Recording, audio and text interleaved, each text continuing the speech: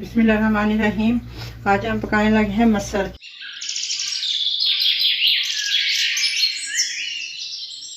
ये मेरे पास तीन पाव है मसल। ये मैंने इसको 2 घंटे के लिए भिगो दिया था। इस तरह के ब्राउन होने चाहिए मसल। एक तो काले होते हैं ना, वो इतने अच्छे नहीं बनते, ये वाले ब्राउन वाले ज़्यादा अच्छे बनते हैं। ये 2 घंटे के लिए भिगो दिए थे तो अब ये बड़े अच्छे हो गए।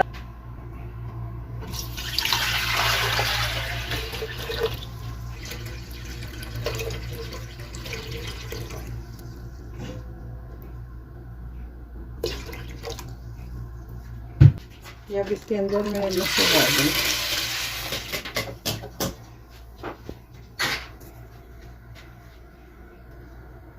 ये मेरे पास चॉप किया प्याज दरमियाने से इसका छोटा सा प्याज था, और ये तेज वाली हरी मिर्ची ये इसमें डाल दूंगी मैं।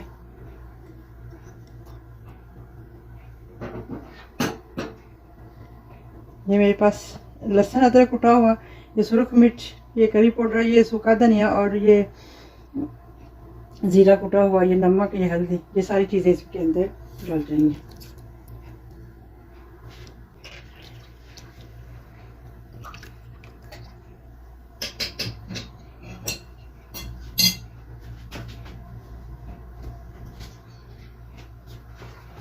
अब इसके अंदर मैं तकरीबन 1.5 कप कुकिंग ऑयल डाल देने लगे हैं। ये सारी चीज़ें मैंने डाल के इसको रख दिया है। जब ये बॉयल आएगा तो हल्की आंच कर दे। इसके साथ मैंने ये चावल पका लिए हैं, उबले हुए चावल मैंने पका लिए हैं।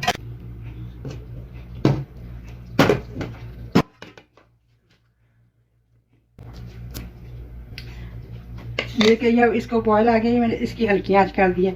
अब ये ना 10 मिनट हल्की आंच पे पकेंगे और ये बिल्कुल गल जाएंगे, सही हो जाएंगे।